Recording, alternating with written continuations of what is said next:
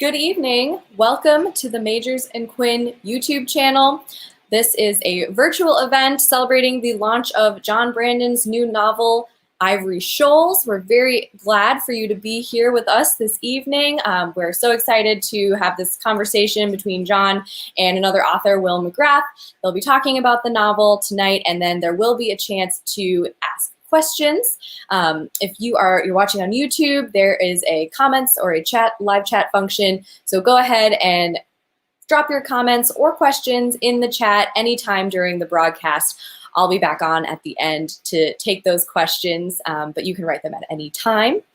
If you have not yet purchased your copy of Ivory Shoals, which is probably most of you because that book just published today. This is the launch party, so to speak. I am going to be dropping a link to the book on the Majors and Quinn website into the chat as well, so you can head over to majorsandquinn.com from that link and take a look further at the book if you wish. Just in case you do not know, Majors and Quinn is an independent bookstore in Uptown Minneapolis. We are open 7 days a week, so if you prefer to swing by in person, if you're watching from the Twin Cities area, come on down, pick up the book in person, and say hello to our booksellers who would love to see you and recommend other summer reads for you as we move into summer reading season. But if you're watching from anywhere else, we do ship everywhere, and we also have a very convenient drive-up pickup option. So if you want to shop online but are in the area, you can order something for pickup as well. I'm going to introduce our two speakers, and then you're going to hear a little excerpt from Ivory Shoals from John, and then we'll bring Will back and they'll have a conversation, and we will then take questions at the end. So our speakers tonight are Will McGrath, who's worked as a reporter, homeless shelter caseworker, public radio producer, UPS truck loader, Burger King chicken sandwich, mayo applicator, ghostwriter, and ghost editor. His debut book, Everything Lost is Found Again, won the Society of Midland Authors Award for biography and memoir, and he has written for the Atlantic, Pacific Standard, The Rumpus, Guernica, and other publications. His next book is forthcoming in fall of 2022. Will is our interviewer for this evening, and thank you so much, Will, for working with the store again. It's great to have you. And John Brandon, whose book we are celebrating this evening, is the author previously of Arkansas, Citrus County, and The Million Heavens. He has spent time as the Grisham Fellow in Creative Writing at University of Mississippi and the Tickner Writing Fellow at Gilman School in Baltimore. His work has appeared in Oxford American, GQ, Grantland, ESPN The Magazine, New York Times Magazine, McSweeney's, The Believer, and numerous literary journals. He lives in St. Paul and teaches at Hamline University. John, thank you so much for being here. It's time for you to do a brief reading, and then will be back in just a moment.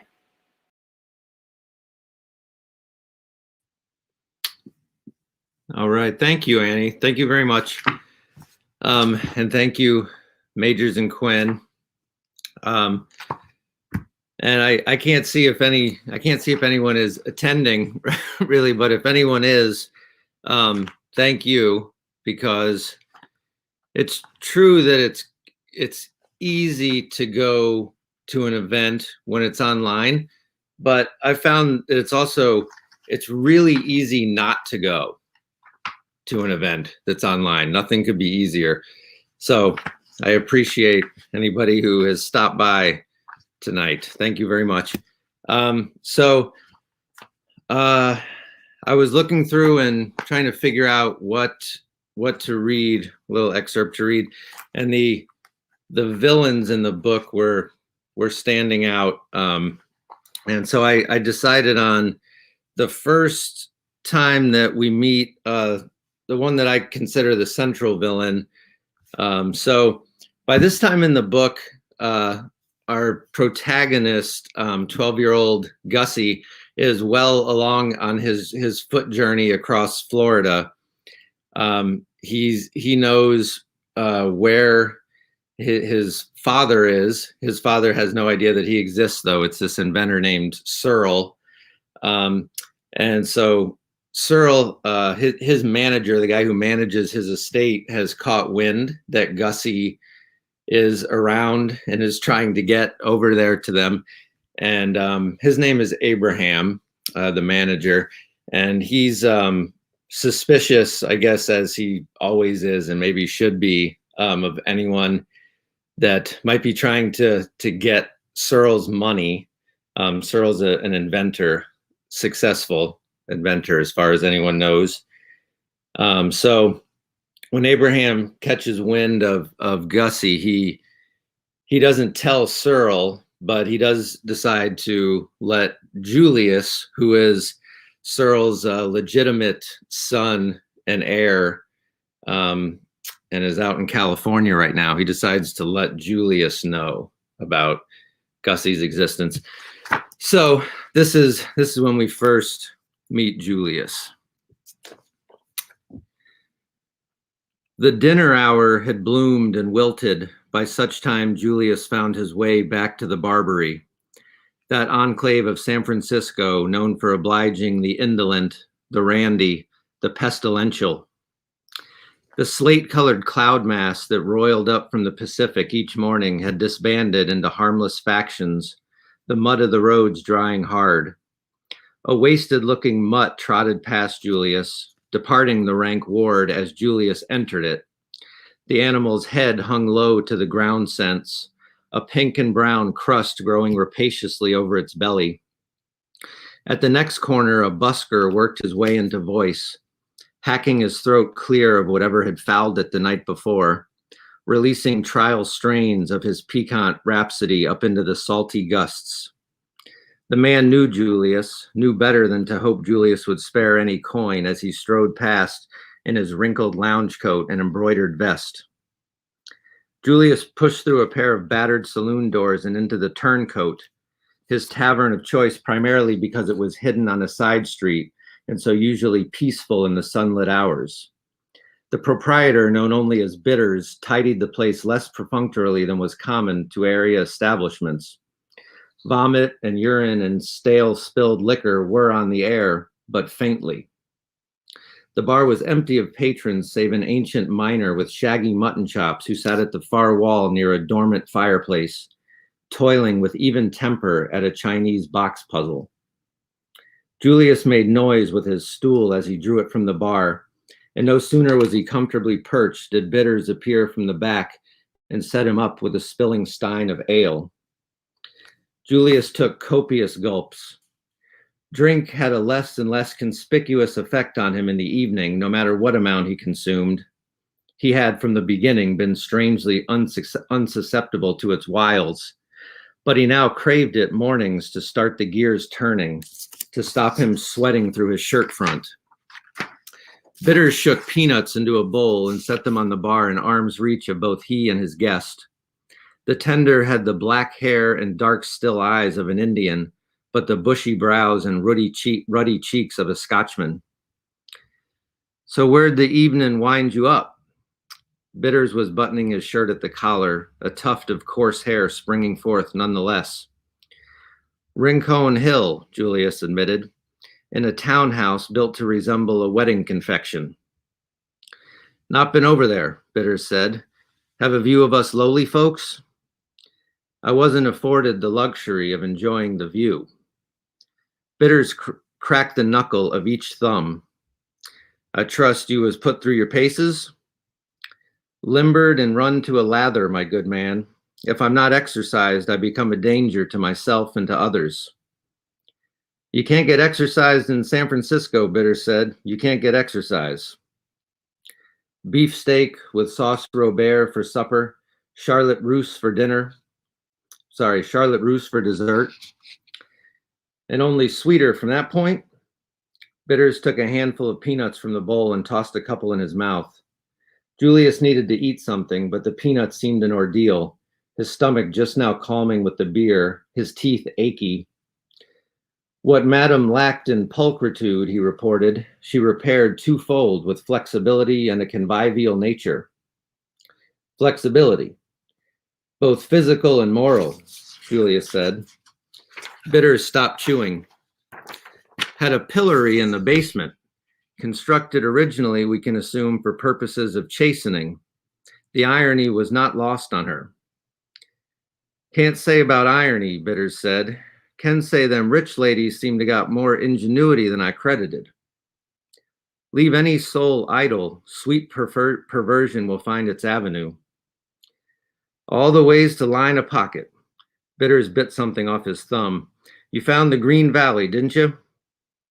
He gave his head an admiring shake, then dismissed himself to fetch more nuts and wheeled through the rear door and out of sight. Julius had a swallow of beer remaining and left it alone, not wanting an empty stein before him. He could still hear the pained mewling the woman from the night before had produced, her ringlets bouncing in time with his efforts. First, she'd commanded him to play the piano while he sat hands in lap on a nearby Sheridan chair, naked but for a tear-shaped pendant resting in her cleavage. She'd forced him to recite from an Italian language primer, punishing his uncouth pronunciations with swings of her wire fly swat. There were indeed more objectionable ways to keep the wolf from the door, and how many times, when he found himself flush, had Julius put himself at the other end of such a transaction? So long as one or the other was paying, bothersome attachments had no right to obtain. Histrionics, promises. Bitters returned, holding another sack of peanuts in one hand and an envelope in the other. He set the envelope on the bar. Came for you, he said. Almost slipped my mind. Express post. Express. Bitters gave a nod. He turned and grabbed a bottle of whiskey and headed over toward the miner at the wall, affording Julius privacy. Julius turned on his stool to survey the quiet barroom. Sunlight sloped in the windows and fell in rectangles on the dark, clean floor. Occasional rancorous shouts could be heard from outside. He took the envelope in his fingers, as white and sharp-cornered as if conveyed between the bindings of an atlas. It was no surprise it came from Abraham. He got the letter free and unfolded it before him. He could envision Abraham composing it with his long red fingers, his brow creased in concentration, dressed up like a fool in Julius's father's cast-off clothing. He read the letter through unhurriedly, pausing halfway to swig the last of his beer, his mood souring, read it through from salutation to ambitiously flourished signature, and when finished, he lifted his eyes slyly and stared ahead into the dully lit bottles on the shelf. After a moment, he refolded the single sheet without looking down at his hands, cozied it back into the envelope, and slipped the missive into a pocket of his coat. His stomach had pleasantly deadened with the beer, but now blood drummed behind his eyes, his temples growing hot. He pressed his lips together and ground his molars, feeling a sweet pain in his jaw. Things happened in life. If one wished for that to stop, one needed to cease living. Things happened, and they were always either bothersome or brief. Bitters made his way back behind the bar, and Julius asked him for a Genever. While he awaited his drink, he took out a stack of bills and counted a number of them into a smaller stack, and those he folded in half and slipped beneath the heavy, empty stein. When Bitters turned and swapped out the stein for the Genever, he froze. Get that out of my way, Julius said. I detest a cluttered bar. Bitters picked up the money and leafed through it with his thumb, still looking foxed. Sir, was all he could muster. For service surpassing the expected, Julius said. Well, but this, don't just stand there, put it in your pocket. Bitters followed the instructions. He thanked Julius warmly, if warily, his movements a touch wooden. Julius was a notoriously poor tipper, and the amount in question bordered on outrageous. Julius didn't, in truth, understand the gratuity himself. He felt anxious because of the news, fuddled, grateful to Bitters for delivering the letter, grateful for this haven away from the infernal caterwauling of the central drag. I'm going south, he explained. This may be the last time you enjoy my company. Bitters picked an unstruck match off the bar and tucked it in his breast pocket where the money had gone. Mexico, he guessed. Worse, our own American South. Ain't that where you're from? Everyone's from somewhere, Julius said. Even you, I'd venture. What calls you? Julius slid his drink closer to him and slurped some of it up without lifting the glass from the bar. Family strife, he said. You got a family, you got strife. Just in time for the heaven-forsaken heat to take hold, Julius said. Never been down there, Bitters said, not a once. You look down, you see a snake. You look up, you see an illiterate. You sit at table, you see cornbread. Bitters took this in. I'm partial to cornbread, he said optimistically. Yes, Julius agreed. Everyone's partial to cornbread. He filled his lungs and sighed. And snakes can be run off with a rake and illiterates sent to school. Julius lowered his eyes to his drink. He was sweating again. Like the lady he'd left this morning, he wasn't one for maudlin farewells. He'd turned his money over. It was time to depart. He lifted his drink and tipped the whole cocktail, finishing it with a shudder, then rested the glass on the bar. He stood, legs stiff, and rapped his knuckles on the wood, and Bitters performed a quick two-fingered salute and thanked him again for the liberal consideration and wished him swift travels and fair skies. Julius pulled his coat straight and turned on a heel and left the tavern, past the miner who was still engaged mind and soul with his puzzle, and out into the sunlight of the afternoon, Bitters watching him, he could feel, until he'd cleared the front windows and disappeared from view. Julius felt rushed, but also he knew the tasks before him were plain and sequential and beyond choice. Being absent from Ivory Shoals had in recent years been the best course. His proud father securely misled that Julius was pitching in with the war effort. The weeks and months, he hoped not years, until he assumed his inheritance passed much more easily on the Pacific frontier than in Florida. More easily for everyone. But circumstances had changed, hadn't they? Opportunists were crawling out from beneath every rock, intriguers of every creed and age. Now one of these sought to slither over Julius's own unguarded doorstep, to poke its head in during the final act of Julius's father's life and see what it might coil itself around. Julius scaled the dim staircase to his flat, a roost he avoided as many nights as possible, its single window staring close at the back of an apothecary, the air tainted with the gamey stink of the butcher shop below. He went straight to his bulky, steel-cornered trunk, emptied the thing, then wrestled it sideways down the staircase and through the cramped foyer and on across the street. He entered a low-ceilinged swap house, whose shutters were always closed, though the place was always open for business, and traded the trunk, which he expected would hinder his travel, for the largest carpet bag in the dusty showroom. Large enough, Julius couldn't help noting, that the peevish proprietor could have been folded double and stuffed inside, showy curling mustaches and all. Julius had never cared for the man's manner, or rather, had never comprehended how a man who skinned the heart up for a living and spoke like a dock worker should carry himself so haughtily. For principle's sake, Julius demanded that a cigarette case of stamped brass, which happened by mere chance to be sitting where Julius's eyes fell, be thrown in to sweeten his bargain. And after an over-rehearsed display of anguished whisker-tugging, the man grudgingly conceded. Back upstairs, Julius gutted his narrow armoire, throwing the whole of what he owned into the carpet bag, cufflinks and hair slick and razor and brush. He owned few clothes, but the majority, in keeping with the sartorial standard his line of work demanded, were of exceptional make. 2 belts, 2 pairs of gloves. He changed into his worn old boots and out of his goatskin pumps. Left the cigarette case he just negotiated for lonely on the dresser. He would need send reply to Abraham before he set off, assuring the loyal old goose he'd be en route directly. Assuring him he'd be on the way, but also preparing him for the possibility that if Julius didn't arrive prior to this deuced interloper, it would fall to Abraham himself to intercede and sort the matter. To sort the matter by any means. To sort it in such a fashion it could not get unsorted.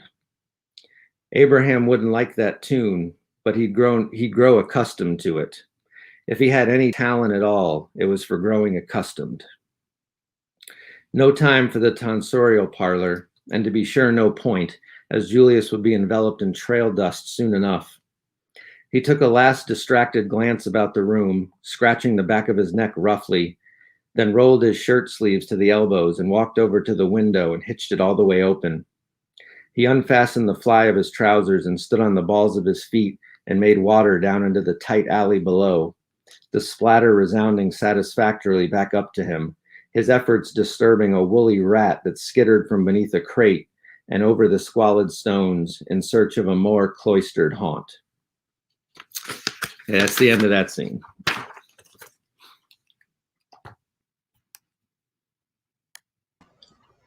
Okay. All right.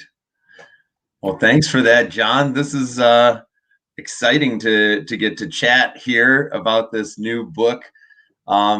It was a real pleasure for me to read ahead of time, and I've enjoyed all your other books, so it's a thrill to get an advanced peek at this book here. And so, I mean, I don't know, we should just jump right in, I guess, but I was struck, I think, most. I mean, it's a propulsive, thrilling tale. You know, we have our lovable 12-year-old Gussie Dwyer hoofing himself across Florida with various hunters on his heels, attempting to intersect with him. It's a thrilling book, but I feel like I was most struck by what a reinvention it was from some of the other books that you've done before. I sometime recently, I heard an interview with Kazuo Ishiguro, and he claimed, at least, that with each book he did, he tried to essentially forget everything he knew and just start over fresh and just start, learning to write a novel anew with each book and just try to reinvent himself each time, which to me seemed like a vaguely terrifying prospect as a writer. But that kind of seems to me what you've been doing with some of your books. I mean, Arkansas and Citrus County have some overlap, maybe, and then A Million Heavens moves into some kind of funkier, I don't know, metaphysical stuff. And now we've got Ivory Shoals set in 1865, post-Civil War ruined Florida. It's very different. Is this deliberate reinvention? How is this? Is it scary as a writer to go, attempt something like that? Yeah, that's a great question. Not all that much is deliberate, I think, in general. But yet, I mean, to me, it would be more scary to feel like I had to go back to the same landscape, the same set of details, and do it all over again, with those same ingredients, those same materials, which people do it to great effect. But for me, it always seems like, well, how would I do that? I can't do that. So I'm looking for a new set of things to play with and to see what I can kind of squeeze out of. So yeah, I mean, it would be nice to have a better answer sometimes when people say, what drew you, what drew you to this place or to writing about this? And a lot of the answer is I hadn't done that before. So, I wanted new toys to play with. And, so when I did like A Million Heavens in New Mexico, it was like, okay, I haven't done the desert before.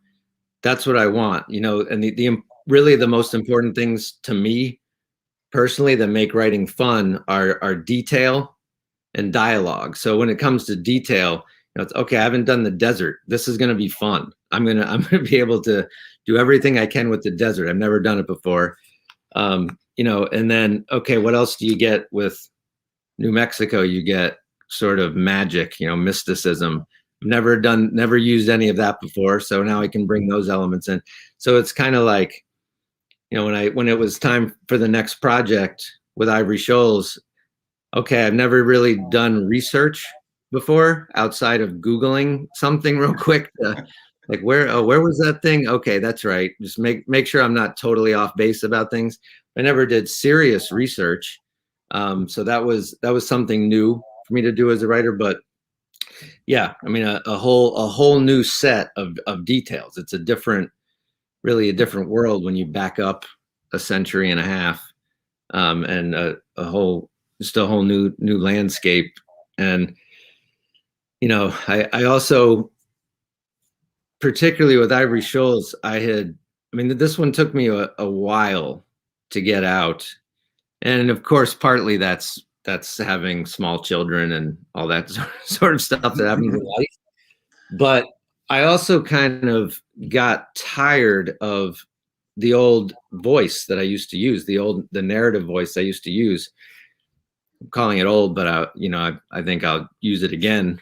But I was sort of, it's sort of the same one, that was in Arkansas and Citrus County. And after a while, it just starts to feel like, is this just me? Is this just what I sound like?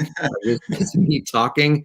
Because I'm always in third person in when I write novels. So yeah, after a while, I just felt like, okay, I've kind of, whatever this is, I've got it. I don't know if it's good or not, but I've got it. I've done enough.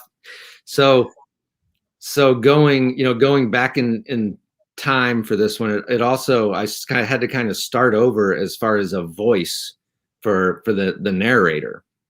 And that was a lot of fun too. I mean, it's the same process as 20 25 years ago, trying to get that first one. It's like, okay, it's close, but this is not quite right here. It's not quite, you read this and then you think, okay, that'll help. Reading that helped, reading this helped. So this one, it was the same thing, starting over and going, okay, I want it to sound more formal, but somehow still kind of Southern, kind of old timey. And that was, that was a fun thing in itself to have to calibrate. Within that first 50, 100 pages, I kept having to start over because I would go, okay, this just sounds like an Englishman. And then I'd go, okay, no, let's do it this way. And then I would go, okay, so this is Cormac McCarthy. Now I'm doing, and now I got to move off that. And so just, finding that was fun for me, just not to have to hear that same voice that I've been using for so long. Yeah. So, yeah, I don't think of it as a challenge. I just think of it as, I'm looking for some kind of opportunity to do something new and detail. And hey, these are different kind of people that talk differently and have different concerns. So now I can do, this is a whole new area of dialogue too. And, detail and dialogue are the things for me. I appreciate you saying something nice about the plot. My sort of lifelong struggle as a writer is making some kind of uneasy agreement with plot. Which I didn't do when I was very young and didn't have that novel published, didn't have those stories published. And each time I've always felt like, okay, like in Arkansas, hey, they're doing crime and their boss got killed. Is that good? You guys okay? Can I do my detail and dialogue now? In Citrus County is like, okay, there was a kidnapping on page 30. So is that good? You guys good with plot? Can I do just let these people talk and tell you what's, in the room now? This one was different because of all the research. I sort of had it plotted out beforehand. So I had hoped that it would work pretty well plot wise, but to me, that's a very hard thing to have a sense of yourself, because it depends on sort of like suspense, but it's not that suspenseful to you, so it's really hard to tell. Yeah. Well, I can speak to there being periods of unbearable tension in this book, and as well as some of your earlier books. I found that true of Citrus County as well. But certainly, I mean, there are some fairly epic builds up of tension and release, kind of catharsis that's taking place in this book. So I think you're doing okay on the plot part of things. Is so you I mean the research as you mentioned, the granularity of detail in this book is just stunning. um all these places that our hero visits, from where he sets out from, feel so lived in and so true to life, and both in the detail and the dialogue. How how does this research process go? What do you 'cause I haven't been to 1865 post Civil War Florida, but it felt incredibly viscerally true to me. What do you look to? What do you read? What do you watch? I don't know if there's things to listen to. How does that play out for you? Well, I had no idea what I was doing. So, one thing I did was just go to the library at Hamlin where I teach and talk to the librarian. And she, one thing, many things from there, but one thing I remember that was so great was there's a series of books where they just tell you what a regular day was like.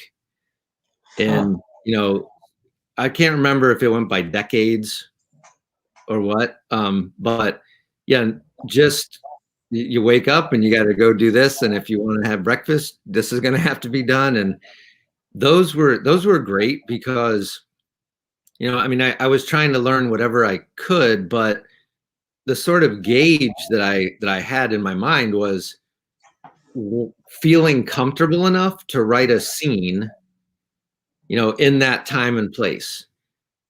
So, you're trying to write a scene, so you're seeing it in your mind.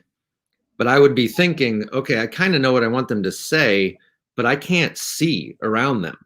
I can't see this place. I can't see the room. I'm not sure what they're wearing. So a lot of it wasn't I was looking for anything specific. It was just I was trying to get oriented enough to where when it was time to write that scene, yep, I can see it. I can see everything I need to see here. And then you feel like, okay, I have a chance now. I got a fighting chance to write this scene because I can see it. But I mean, what wound up happening, I usually don't plot books out beforehand. I kind of, it's just kind of like headlights in the fog. I can see just far enough to keep it on the road. But what happened was you come across all these fascinating details and your mind automatically thinks like, what could I use that for? So I got a few of the characters. I've got ideas of the characters. So just without you even wanting to, your mind just goes, okay, that detail goes with that character. Okay, that detail. And then you start to just think about what their problems are. You're attaching details to them. And then, pretty soon I just sort of had a plot going, really just coming out of how much I was thinking about the characters, right? Because everything I was reading, it was just like picking things out. But when you pick them out, what is it for? Oh, this is for that character. This is for that character. So, yeah, I mean, it wasn't an organized process, really. I read several novels and a few nonfiction books and like cookbooks, a lot of old maps, all that kind of stuff. I mean, that stuff is fun, really. Looking at old maps is fun. It's fun. Reading books is fun. Watching documentaries, watching Ken Burns and all that stuff. It was all fun. I got a pipe and didn't master it, never mastered it, but that was part of it. As I explained to my wife, this is part of my work right here. That I have to go on the porch. I have to just, like, not that relaxing like the old guys make it look. It's kind of a chore to keep it going. Did you at any point take an arduous hike through a swamp to get that verite feel to things? Because there's an extended passage where our hero is trudging through this swamp, and it is so vivid and visceral, and I would say almost upsetting to imagine this poor little lovable 12-year-old tromping through this swamp.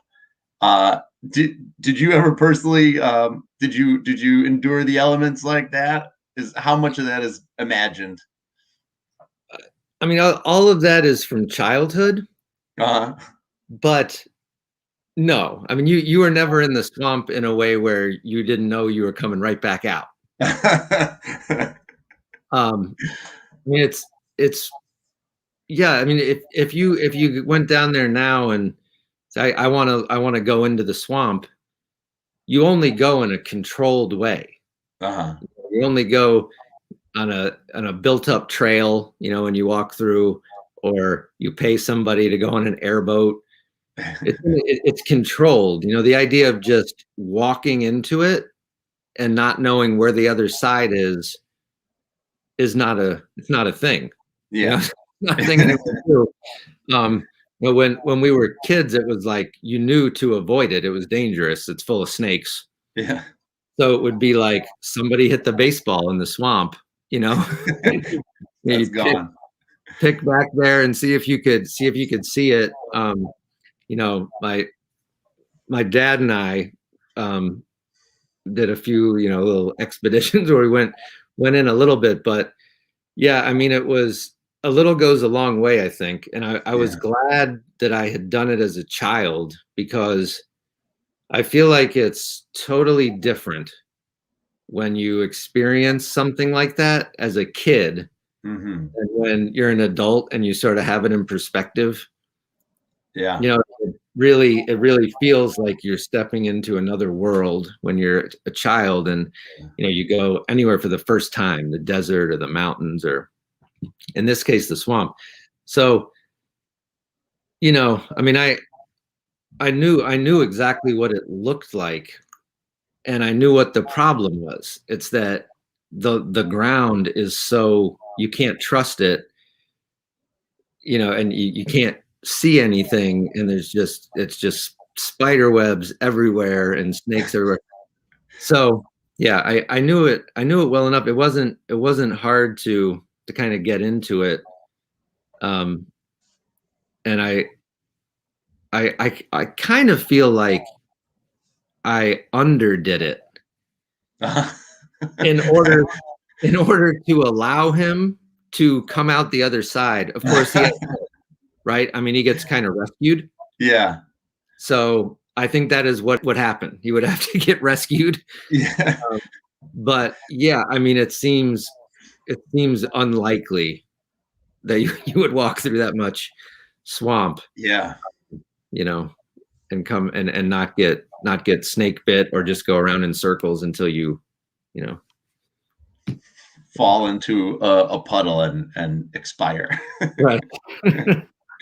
So you've mentioned a lot, in terms of plot. So in a certain way, this book kind of has a road trip plot in a way. It's at its most basic level, it's a character walking, and one of the benefits of that kind of setup is that it allows Gussie to interact with so many fascinating characters along the way. And I don't want to give away details. Some of the people you just see once and never see again. Sometimes some people reemerge, and each one of these characters he encounters along the way feels like there is a whole backstory behind the person, even if they're there just for a page, essentially, you know, a couple paragraphs sometimes. And it just seems like, you know, there must have been a lot of fun going on for you imagining these little characters, even if they're just there for a moment. They just seem so realized. Is there stuff for some of these? There's lots of material that was left out, or do you think through the, you know, the whole backstories for some of these characters? Well, yeah, I mean, that's one of the things that I think I just wanted to do, that I was looking for a way to do, is be able for Gussie to encounter all these different types of folks with a different attitude about what's happened and what might happen next. Yeah, I mean, the all the other books I've written, I feel like it's some version of everybody's kind of trapped together, and they're either, they're kind of trying to outmaneuver each other, and it's getting tighter and tighter, until just something has to give finally. So Citrus County, I was thinking of it like a petri dish. Like it just gets worse. Every 3 days, if you look at it, it's grosser. Nothing's gonna make it better. Yeah. But they're all kind of, and then, for A Million Heavens, I thought of it more like a pan with marbles in it, and the characters are these marbles that can kind of roll around. They can't leave it, but they sometimes run into each other. They sometimes don't. This one was different. I mean, it really was different. It wasn't like that. It was more just, who can get to a place faster, or who can cover ground faster, and then they all run into their own, their own kind of stumbling blocks and roadblocks. But yeah, it did have a very different feel that way. And it's, I was just thinking how odd it is, how much time that you spend writing a novel, thinking about time, trying to keep track of it, and how many days would pass there, how much time would pass there, how much ground could this character cover, and all of it. It's never that that the time means anything to begin with. It's just the character's trying to get somewhere, and you're trying to figure out how long would that take? How long would that take? But yeah, I mean, I wanted him to be able to, I knew it was going to be episodic, and he was going to meet this person and meet this person. And like you say, some of them, not much happens, like maybe the least is they give him some water or something. Yeah. And then some of them, a lot happens. And I mean, to me, that's the, when you think of, I mean, it's kind of one of the difficulties was, if you think of Twain or something, like every time one of those episodes would happen, there would be this clear, learning experience, some kind of clear moral, where the character learned something, and maybe you learned something, and that was satisfying. And beyond that, it doesn't feel, that feels old fashioned. It also, to me, I always shy away from things that I feel like they just are like fiction. They're just like fiction writing. Like this is written, crafted fiction. Too much, I shy away from it. So, I was more trying to make it, okay, there might be something to be learned here and there. How much, who knows? It's more of a gradual thing where Gussie just sees all these different types of foods. I mean, that was something that I sort of struggled with reading it and going, okay, I've got this kind of plot structure that I think is gonna serve me well to have him, going from town to town, episode to episode. But what's the expectation for what it's supposed to mean when he talks to somebody? Right. So So yeah, I mean, I guess the way that I try to answer that is, like you say, to lean into making that character as round as possible, as three-dimensional as possible. They've got their own problems that have nothing to do with him. They won't remember him tomorrow. You know, Yeah. they've got their own stuff to talk about and to offer. And so, Yeah. I mean, I've always felt, and that's where dialogue comes in. There's no other way for you to get to know that character in 2 pages except what they say, really. That's 90% of it. So yeah. There was so many. I mean, I suppose this is always best, you know, you want to leave the reader hungry for more, but there were so many moments where there was a little character and Gussie departed, and I was like, oh man, I want to spend so much more time with that person. It seems like you have potential for about 10 different offshoot novels. You can build out the Ivory Shoals extended universe when you're ready to cash in for that Marvel money. I'm ready. Yeah.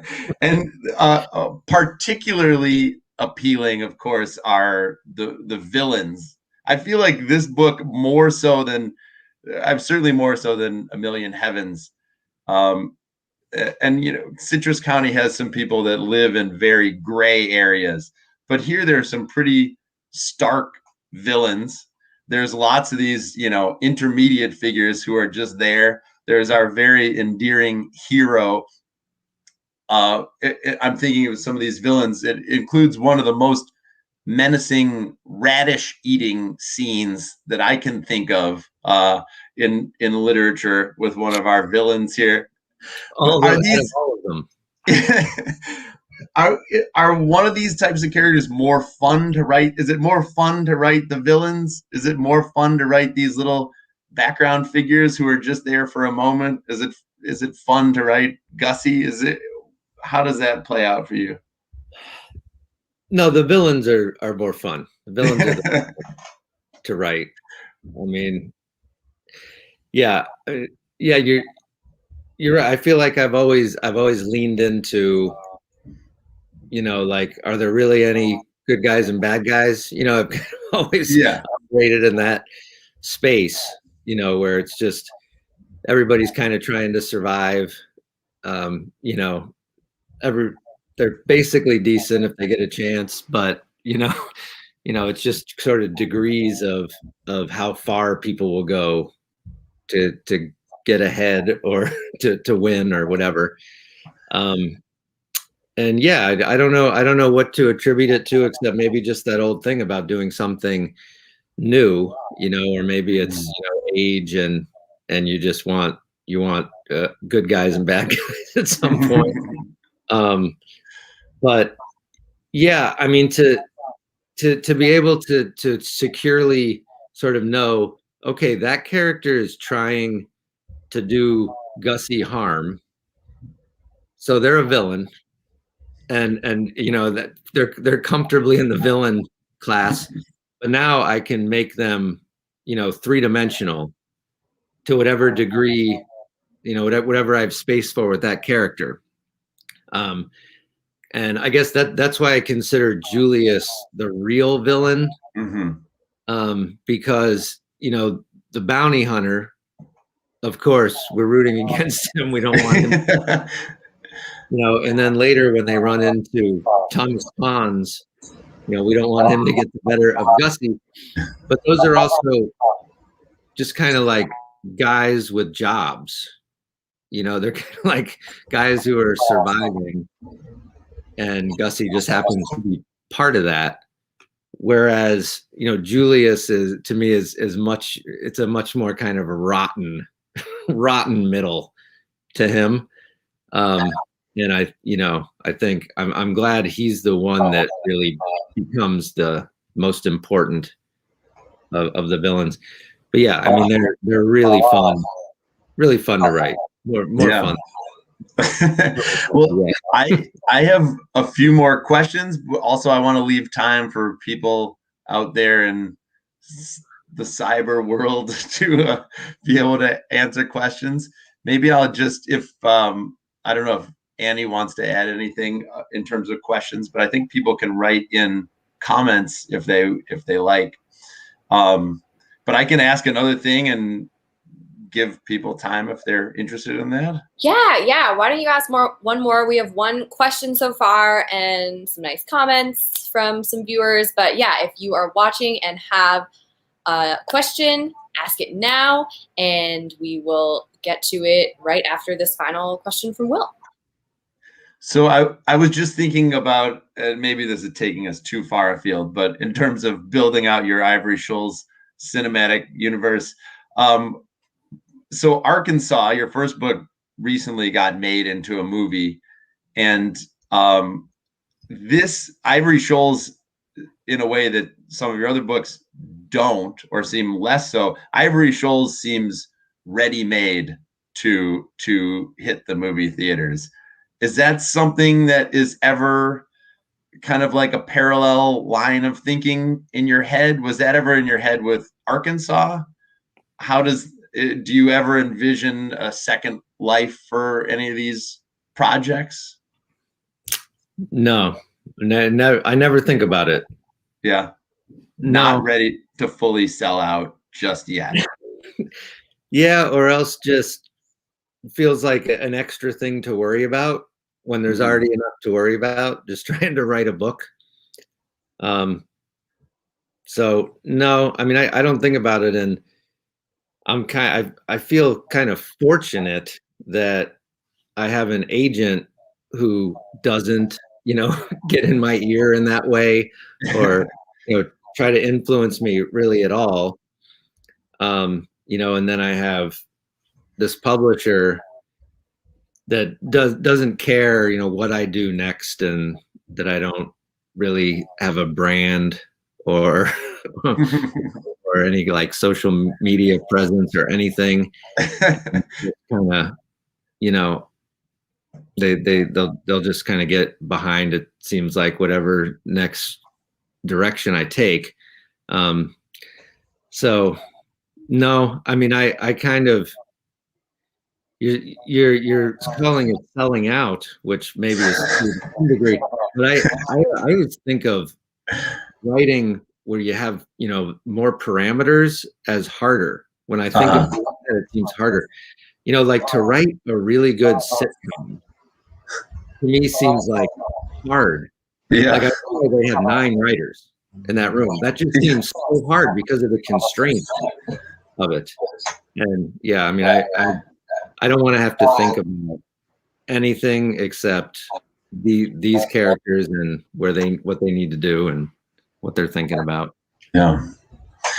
Well, you're admirable in that way of sealing yourself off from some of those outer worlds, especially the world of social media, things like that, or technology, broader technology in general. I know you had initially wanted to do this interview with the 2 tin cans with the twine going between them, but the bookstore said no to that. Should we hit a audience question? I did not say no to that. I didn't know about that plan. No, we do have a couple questions. So let's do this one from Dylan. John, you mentioned that when you were looking around for a section to read tonight, you were drawn to the villains. Why is that? We've talked about the villains a little bit already. Do you want to talk about what drew them to you tonight? I guess to answer the question really specifically, I guess if you're just looking for 6 or 8 pages, the villains just pop off the page more, than the characters that are good and they're having tough luck. To me, that just doesn't sound as fun as getting to see one of the bad guys and the way they think, the way they operate in the world. Yeah, I don't know. A few years ago, I taught a class that was called "You'd Be Bored Without Us," and it was about villains, and that's kind of how I think of books. Somebody's got to be trying to be an asshole, or where is this going? Yeah. Yes. So here's a question from Robin. What are some ways that help you get into the perspective or mindset of a character completely opposite or different from you? What do you have to do to write out these characters? Well, I don't know if it's a good thing, but it's not that hard for me to get into the mindset of the villain. I mean, whatever that thing is in you that just feels contrary and it just feels like and in the end, that it's going to be good for the book. I mean, in the end, that how the worse they are, the more entertaining they are while they're being bad, the better it is for the book. But this might be like a process question, really, to try and answer it in any kind of a concrete way.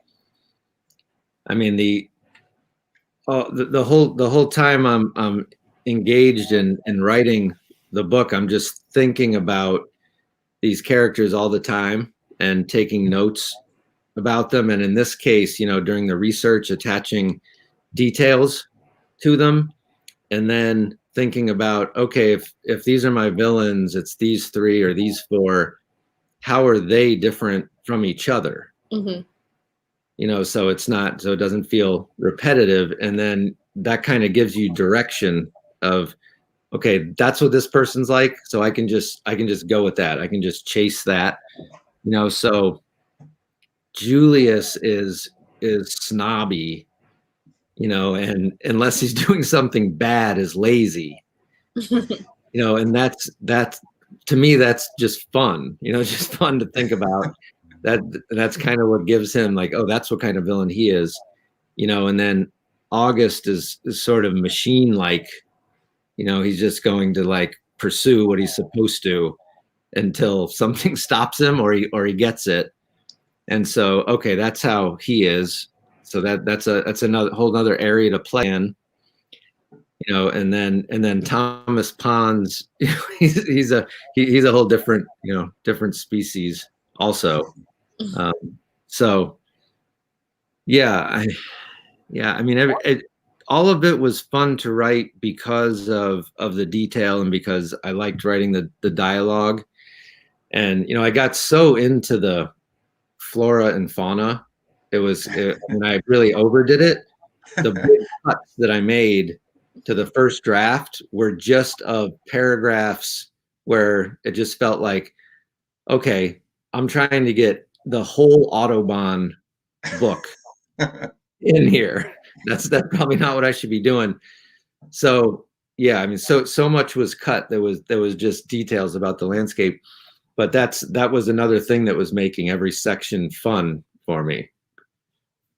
But yeah, when you got the villains, you don't need anything else. It's just fun to see the world like they do. Yes. Well, those are the questions we have so far. So they were very good ones. Thank you, Robin and Dylan. So Will, did you have one more you wanted to do before we take it out? I mean, I'm always in this. I don't want to send you off on a whole different spiral here. I'm always interested to hear about people's influences and who they're reading while they're writing this, assuming you're reading anything other than the Autobahn from the 1860s, or just in general, who inspires you writing wise, what authors you're looking to kind of chase after what they're doing. I don't know if you have any thoughts on that. Yeah, I mean, it's hard to know where to start. There's so many writers that you read that affect you in different ways or that you admire for different reasons. I mean, the ones that I sort of come back to that feel like this is just fun. I could just read this over and over and it's just fun. But what they seem to have in common for me are they're great dialogue writers. I mean, those are the ones that I could just read over and over. So, for this book, there was like stuff like Zora Neale Hurston, who's a Florida writer, just like great dialogue and this like, and really like, will let the characters talk as much as they want, you know, and full sentences, this kind of like back and forth rhythm, you know, and then it's weighing that against that kind of like mean wit of like the Cormac McCarthy, you know, type guys and their dialogue. But, you know, down the line, like Joy Williams and Percival Everett, all of them, they have this ability to, the character will say something that you never could have guessed they would say, but somehow it feels relevant. Mm-hmm. To me, that's like the top thing. That's what I wanted to be able to do, is to have the characters say something you had no idea they were going to say that, but oh, okay, yeah, I'm glad they said that. That adds something to my understanding of this. And you know, it's mostly those writers that I feel I sort of most directly can read them and go like, okay, I'm inspired. I'm great dialogue, like these people. Yeah. Awesome. Well, we got one more question. So and this is an interesting one. Did your research destroy any ideas or preconceptions you had going into the book? That's a super good question. And I can, the answer will be disappointing because I didn't know enough to really have a lot of preconceptions. You know, and I remember actually reading, there's this writer, Paget Powell, some of you may know or not. And he wrote this book that's all questions. So it's like, you know, it's as you're the reader sort of being questioned. The whole thing is just 200 pages of questions. Page turner to me, because it's really brilliant. But one of the questions was something like, it had something to do with, does your idea of your interest in the Civil War far outstrip your knowledge of the Civil War? It was something like that. And I just was like, I think that's me. I think it's something about me. So yeah, I just started, and then, you know, there's so much on the Civil War that there's no, I mean, it's just an ocean. But then when you narrow it down to Florida, and then you can further do like Florida 1865. Yeah. It gets where, okay, like this is manageable. I can probably actually look at most of this stuff. So no, I mean, it was just it was all learning for me. It was just the whole thing. Okay, so let's tweak that question slightly. What was like the most surprising thing that you did uncover or learn in your research? That part of the world. Yeah. I guess maybe it was just an kind of overall idea of Florida, you know, with this kind of Civil War era being part of it. Mm-hmm. Where, because I went back and I went past the Civil War just for Florida, you know, trying to figure out what this place is where this happened. And just it's this place where everybody's kind of fighting over it, and nobody can govern it. And I feel like, you know, once I had a handle on that kind of influenced how I depicted it, you know, as Gussie is going across it, you know. But it's like the Spanish and the English and briefly the French and eventually the Americans, and they're all fighting over it. And then, you know, what you have there are the Seminoles, who are really just mostly a band up from other tribes from the Carolinas, you know, that have just gone down here where they can feel like they can make an escape.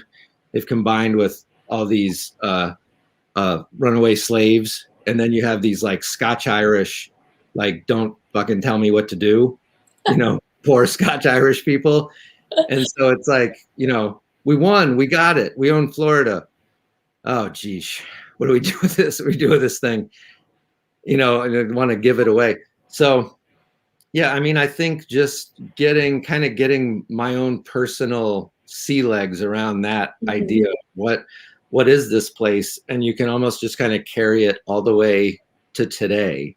You know, this place where, you know, the people who belonged there were chased off a long time ago, but now it's like, so who belongs here now? And nobody really seems to. You know, it's just still kind of a mess. So a lovable mess. Yeah. All right. Well, John, thank you so much. Those were great answers. Thanks everyone for your questions, for watching, for your nice comments. As a reminder, the link to the Majors and Quinn website directly to Ivory Shoals on our shelves is in the chat there, so you can head over to the website once you are done with this broadcast. Will, thank you for the amazing questions and for being the interviewer for the event. It was great. My pleasure. Thank you so much, Will. Annie, thank you. It was great. Appreciate it. Yeah, have a great night, everyone.